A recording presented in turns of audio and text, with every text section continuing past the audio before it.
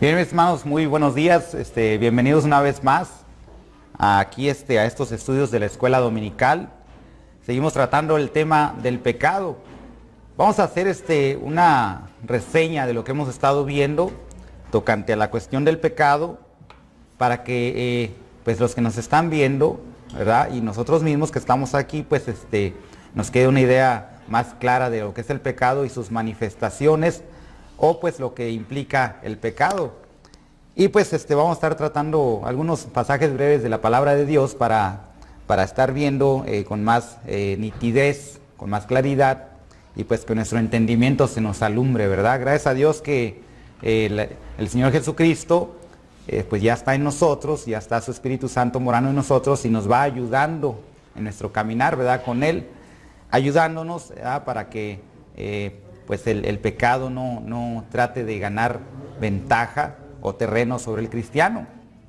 Y pues le damos gracias a Dios por ello, y pues vamos a continuar con este estudio de la palabra de Dios. Bien, vamos a empezar por el pecado. Creo que ya este es el cuarto estudio que hacemos tocante al pecado, y pues vamos a seguir viendo sus definiciones, sus manifestaciones, y pues la cura para ese pecado, porque para el pecado hay cura, y esa pues está expresamente aquí en la palabra de Dios, y pues esa cura pues es nuestro Señor Jesucristo. Ya todos nosotros hemos sido curados de este mal terrible que aqueja a la humanidad, y por ende pues queremos transmitir pues a las personas de su necesidad de conocer a nuestro Señor Jesucristo, y pues que puedan tener un cambio de su mente, ¿verdad? De su corazón, cambio de mentalidad para sanar de esta terrible pues enfermedad del pecado, ¿verdad? Que produce muerte al final de cuentas. Bien, del pecado, ¿verdad? Cómo se manifiestan sus múltiples causas, o cómo se derivan sus manifestaciones, ¿verdad? Que son múltiples, y el pecado a veces trata ahora sí que de mutar, ¿verdad? De cambiar, de tal forma de que trata de invadir al ser humano. Habíamos dicho que, pues como en el caso de Caín, pues era como una bestia que lo acechaba, ¿verdad? Que lo estaba esperando, ¿verdad? Que estaba a las puertas del corazón ahí, pues para hacerlo caer. Y pues ahorita vamos a ver algunos conceptos de ello, y quería volver a la cuestión de lo que es el pecado, pues lo que es como definición de la transgresión, de la palabra transgresión. Sí, la vamos a ir apuntando aquí. Transgresión. Sí, porque quizás hay palabras o hay cosas que me gustaría redondear, o palabras que quizás no hemos visto, y para que nos den un entendimiento un poquito más claro de tocante al pecado. Pues bien, transgresión, el hecho de traspasar la ley, ¿verdad? La ley de Dios, el que es el límite divino entre el bien y el mal. Hay un límite, ¿verdad? Hay un límite. Dios establece un límite para el hombre, de que, pues, bueno, en el caso de la ley de Moisés, los 10 mandamientos y todas aquellas leyes que se derivaron después de ello, pues había límites entre el bien y el mal, cosas que el hombre no podía traspasar, ¿sí? Estaba la causa de, o sea, el no matarás, no robarás, no maldecirás a tu prójimo, etcétera, o no blasfemarás el nombre de Dios, y todo ello. Si algún hombre pues traspasaba una de estas leyes, pues se acarreaba cierto castigo, ¿verdad? Entonces era un límite que no debía ser traspasado. Entonces la transgresión es precisamente traspasar esa ley, traspasar, ¿verdad?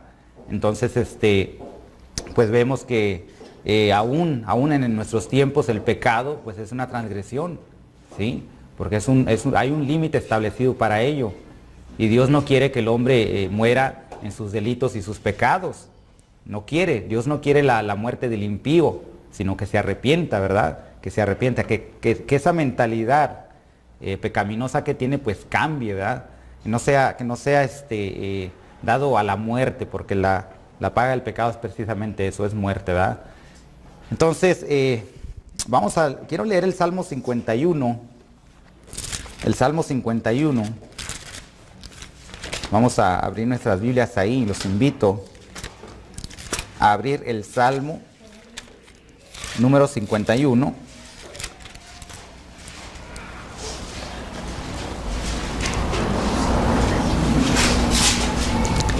Y pues vemos aquí uno de los pecados pues que el rey David cometió, y pues que traspasaron pues los límites establecidos por la palabra de Dios. En este caso pues vemos al rey David, ¿verdad? Porque la palabra de Dios decía que pues no cometerás adulterio, ¿sí? Entonces el rey David aquí reconoce su pecado, reconoce lo tremendo, ¿verdad? Lo tremendo que era el pecado que había cometido, y eso lo lleva a tener que reconocer la causa del delito que había cometido, y lo lleva al arrepentimiento. Y esta oración, créanme, esta oración que hace aquí el rey David, pues es algo de lo cual se puede aprender mucho, inclusive en la vida del cristiano, ¿sí? Si lo sintetizáramos o lo encuadráramos a la conducta del cristiano que ha caído en pecado, este salmo nos enseñaría mucho. Pero ahorita vamos a ver la cuestión de lo que lo lleva a hacer esta oración, que dice así: ten piedad de mí, oh Dios, conforme a tu misericordia, conforme a la multitud de tus piedades, borra mis rebeliones. El pecado es precisamente eso, son rebeliones en contra de Dios, traspasan los límites de lo que Dios exige, ¿verdad? Dice: lávame más y más de mi maldad y límpiame de mi pecado. Dice: porque yo reconozco mis rebeliones y mi pecado está siempre delante de mí. Mi pecado está siempre delante de mí. No sé si volvemos nuevamente a la cuestión de Caín, del que el pecado está a la puerta. En sí el pecado siempre está ahí, está presto, ¿verdad? Decíamos que está acechando, está siempre delante de uno.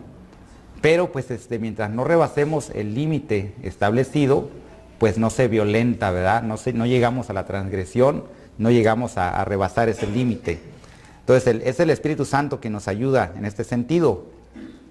Dice: contra ti solo he pecado y he hecho lo malo delante de tus ojos, para que seas reconocido justo en tu palabra y tenido por puro en tu juicio.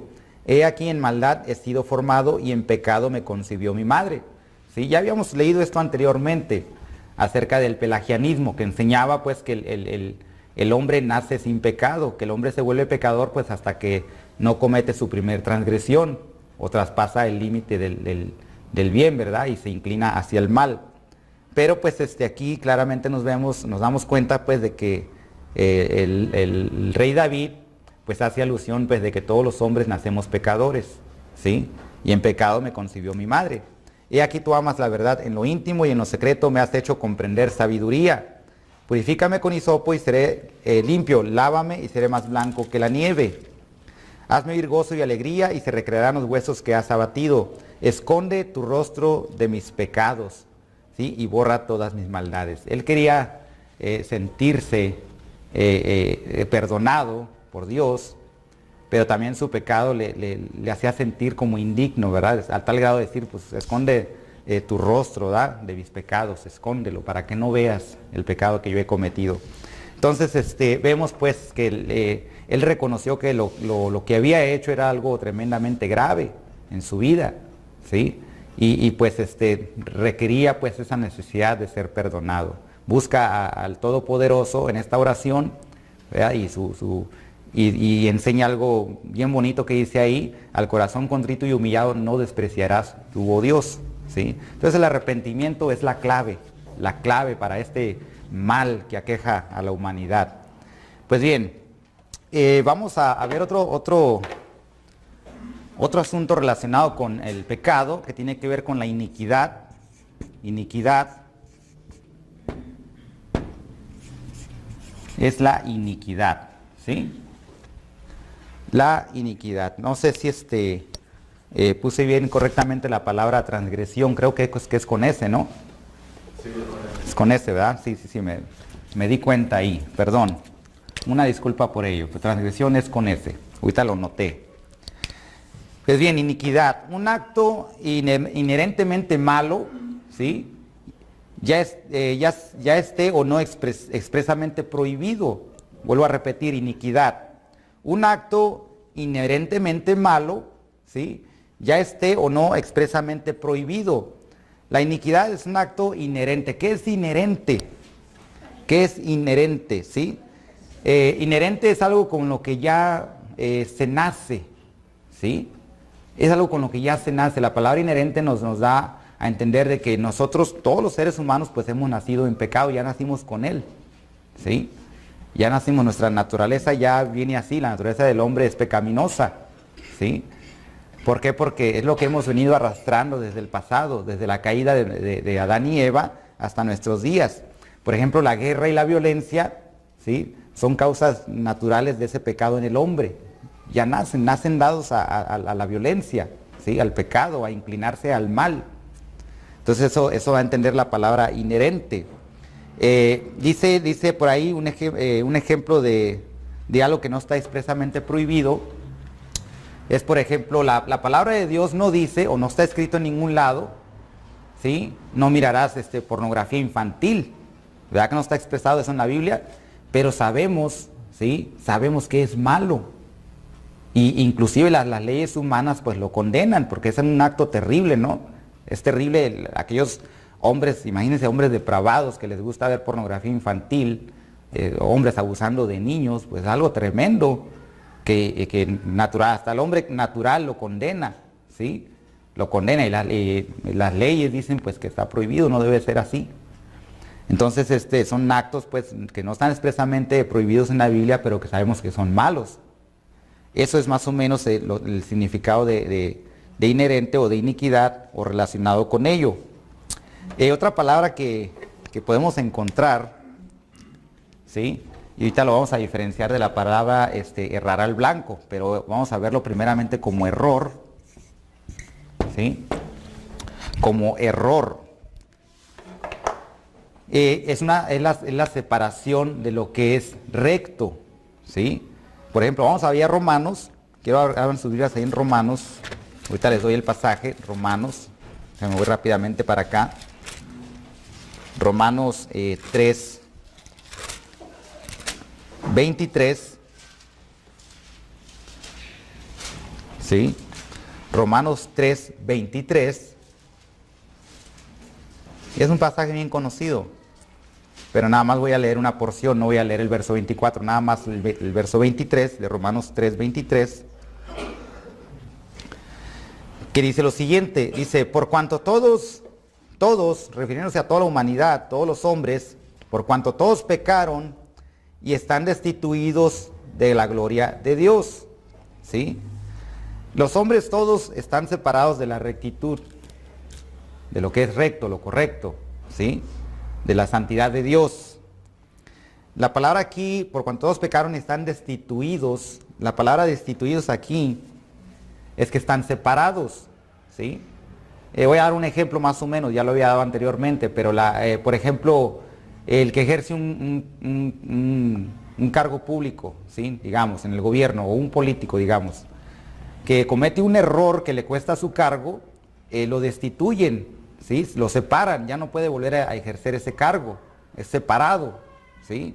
Entonces la palabra destituir es que todos los hombres, por cuanto todos pecaron, están separados de la gloria de Dios, están destituidos, quitados, ¿sí? Eso es el significado, pues más o menos, de lo que es la palabra destituir. Y pues el pecado, pues es eso, ¿verdad? Produce esto en el hombre, la destitución. Bien, quiero ver el tema de errar al blanco, porque este es algo que ya habíamos visto anteriormente, de la palabra errar al blanco, de errar al blanco. Es fallar desde el punto de vista de los requerimientos divinos, ¿sí? Vuelvo a repetir, fallar desde el punto de vista de los requerimientos divinos. ¿Y qué es lo que requiere Dios en el hombre? Santidad, ¿verdad? Santidad. Dios requiere, demanda la santidad del hombre. ¿Y qué es la santidad? ¿Sí? La santidad pues es simplemente estar separados del pecado, ¿sí? Separados. Por ahí, si se escucha mucho, ¿verdad? Sin santidad nadie verá al Señor, sin santidad nadie verá al Señor, ¿sí? ¿Y por qué? Porque nuestro Dios, volviéndolo a repetir y volviéndolo a recordar, es 3 veces santo, es separado de todo pecado. Entonces, el errar al blanco es fallar desde ese punto de vista, de lo que requiere Dios del hombre, su santidad, pues. Debe andar en santidad, y para alcanzar esa santidad, pues es por medio de nuestro Señor Jesucristo, ¿sí? Su sangre preciosa es la que limpia al hombre de ese pecado, le cura este mal, ¿sí?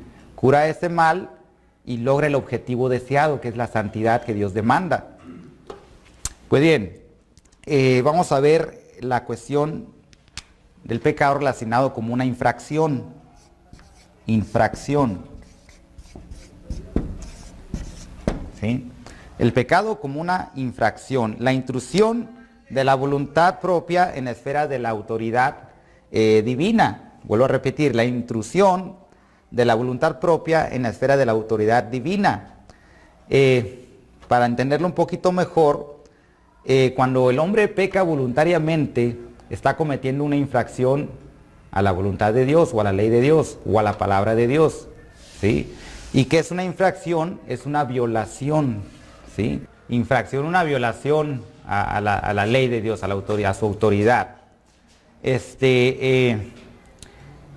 Pues hay, por ejemplo, hay reglamentos de tránsito, ¿no? Aquí por eso le llaman infracción, una infracción de tránsito. El que conduce está a un límite de velocidad, digamos, el límite dice 50 kilómetros por hora, pues si alguien rebasa el límite, ¿sí? Se hace y lo ve ahora sí que una patrulla o el Highway Patrol o no sé, ¿verdad? Y lo ve rebasando el límite, inclusive tienen estos radares de velocidad, ¿verdad? Que están con una pistolita ahí, checan la velocidad y dicen, este va rebasando el límite. Entonces se hace acreedor a una infracción, a una multa. Y la multa en este caso, en el caso de la infracción, en caso de pecado, pues precisamente la muerte, ¿verdad? Porque el pecado produce muerte. Y la persona en su pecado, sin Cristo, pues la pena máxima es la muerte espiritual, ¿sí? Está destinado pues a ese tremendo lago de fuego, la muerte segunda, y pues a estar restituido de la gloria de Dios eternamente. Y pues se convierte en una violación a la autoridad, ¿verdad? La autoridad, en este caso la de Dios. En pocas palabras, pecado es delito, es un delito. Vamos a verlo cómo lo expresa por ahí Efesios capítulo 2, verso 1. Fíjense que lo ve como un delito, el pecar, ¿sí? En contra de Dios. Bien, Efesios capítulo 2, verso 1. Dice lo siguiente: y Él os dio vida a vosotros cuando estabais muertos en vuestros delitos y pecados, ¿verdad? Se ven también como el pecado como delitos, ¿sí? Como si fueran delitos, y lo son. Porque inclusive humanamente hablando, pues el que mata ya cometió el delito de homicidio y se hace acreedor a la pena corporal, ¿verdad? Tiene que ser privado de su libertad. Ahora imagínense el homicida, el sin Cristo, ¿sí? Pues se hace acreedor a la pena capital también, que es la muerte espiritual. Entonces, tal persona pues está violentando, ¿verdad? Está violentando ahí las leyes establecidas por nuestro Creador. Y pues todo eso pues son infracciones, simplemente son violaciones, ¿verdad? Lo establecido por nuestro Señor. Bien, lo vamos a ver como desorden también. Desorden, y es en el desorden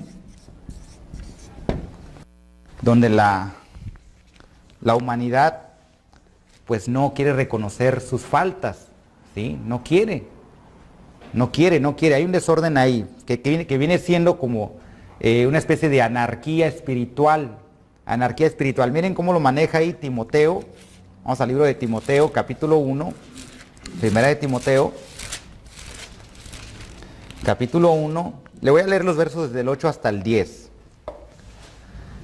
Que dicen lo siguiente: pero sabemos que la ley es buena si uno la usa legítimamente, conociendo esto, que la ley no fue dada para el justo, sino para los transgresores y desobedientes, ¿sí? Ese desorden, esa anarquía espiritual, esa rebelión, es desobediencia pues hacia Dios, ¿sí? Y sigue diciendo, dice, es para los impíos y pecadores, para los irreverentes y prófanos, para los parricidas y matricidas, para los homicidas, para los fornicarios, para los sodomitas, para los secuestradores, para los mentirosos y perjuros, y para cuantos se opongan a la sana doctrina, ¿sí? Entonces lo vemos pues como una desobediencia total, transgresores, los que transgreden la ley de Dios, sus mandamientos, su palabra, ¿sí? La demanda de nuestro Dios, la santidad. Y en eso se convierten en desobedientes. Anarquía espiritual, rebelión, porque se les presenta la palabra de Dios, el mensaje de la salvación, no lo aceptan, se rebelan contra él. Decimos pues que se convierte en una completa rebelión espiritual en contra de lo establecido por Dios. No quieren su palabra, la desechan, se les presenta el evangelio, la salvación, el perdón de sus pecados, y son rebeldes, no creen, ¿sí? Eso es la anarquía espiritual, ese desorden relacionado con el pecado. Bien, algo ya casi universal, porque esto ya es el tema de por sí, en general de la humanidad, que es incredulidad. La incredulidad, incredulidad, y es aquí donde pues la humanidad, mucha parte de la humanidad está completamente de lleno en esto, ¿sí? Incredulidad, que es un insulto a la veracidad de Dios, a la veracidad divina. ¿Por qué digo veracidad? Veracidad en torno a la palabra de Dios, porque no creen en la palabra, no creen que es verdad la palabra de Dios, no creen que nuestro Señor Jesucristo sea verdad. Hay un rechazo total ahí, ¿verdad? Tremendo ahí. Pues no es creer a nuestro Señor Jesucristo como el camino, la verdad y la vida, y entonces el no creer en ello se convierte en un insulto a la veracidad de Dios, a la verdad que Él establece, ¿sí? Y pues como que tratan de hacer ver a Dios como el mentiroso. Así fue sutilmente Satanás con Eva, ¿sí?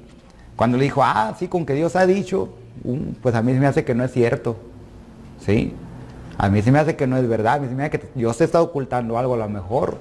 Vas a conocer el bien y el mal, sabe Dios muy bien, que serán abiertos vuestros ojos y seréis como Dios, ¿sí? Entonces ya se va manejando ahí la mentira, acusando a Dios, y el hombre así se convierte igual también, en acusador, ¿verdad? Trata de argumentar lo contrario, negando la palabra, negando su autoridad y tachando a Dios de mentiroso. Pues bien, vamos a hacer en resumen la triple descripción del pecado. Déjenme borrar poquito aquí, y vamos a ver 3 estados de esto,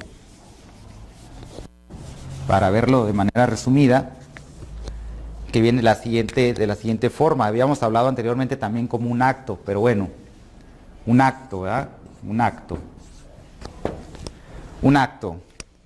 Es la violación de la voluntad de Dios o la falta de obediencia a ella, a su voluntad. Ya dijimos pues que el hombre peca y viola la voluntad de Dios, y que pues hay falta de obediencia a ella, y hay un mandato expresamente universal para todos los hombres ahora. Es un mandamiento nuevo, ¿sí? Pero que es universal para toda la humanidad. Y lo encontramos ahí en Hechos capítulo 17. Hechos capítulo 17, verso 30.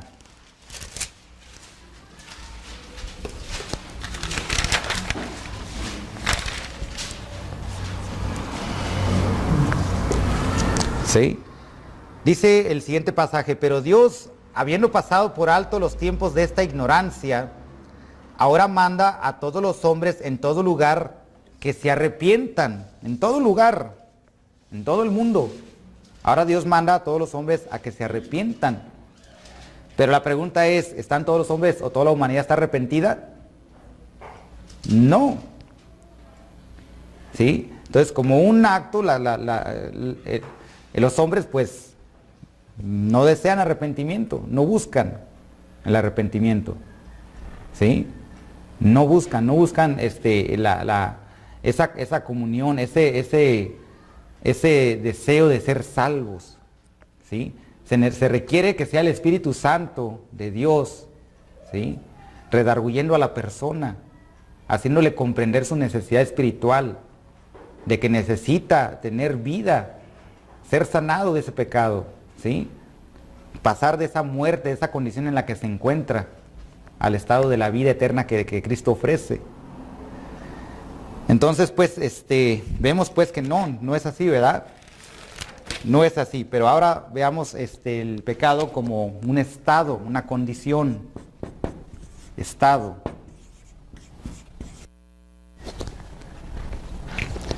Y ese estado tiene que ver con la ausencia de justicia en el hombre.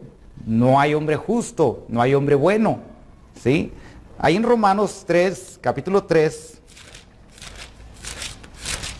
está claramente definido, Romanos capítulo 3,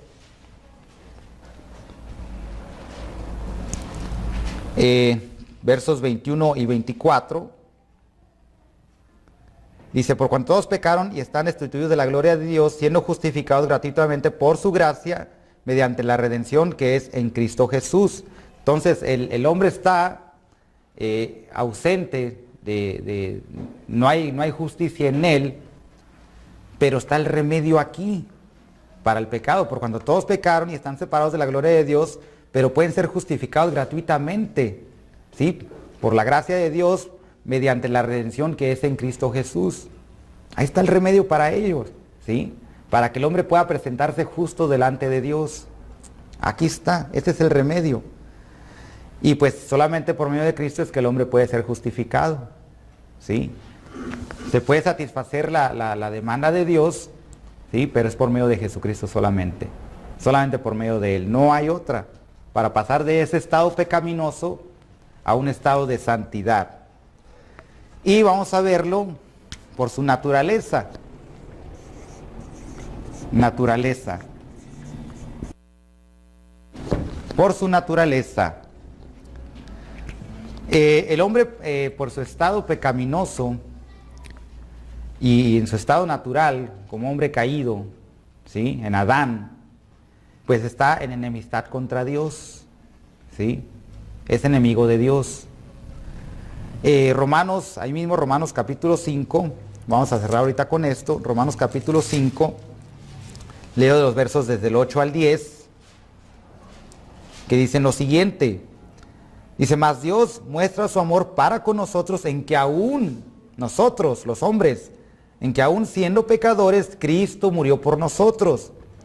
Pues mucho más, estando ya justificados en su sangre, por él seremos salvos de la ira. Porque si siendo enemigos fuimos reconciliados con Dios por la muerte de su Hijo, mucho más, estando reconciliados, seremos salvos por su vida.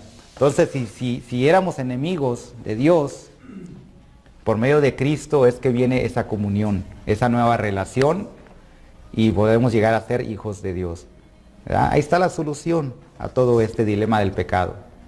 Es tremendo, pero aquí está lo que Dios te ofrece, ¿verdad? ¿Qué debemos de hacer? Pues aceptar ese don de Dios, ¿verdad? Ese regalo que nos está dando, que es la vida eterna, y es totalmente gratuito. No hay que comprarla, no hay que pagar por ello. Ya nuestro Señor Jesucristo pagó esa deuda por nosotros, ¿sí?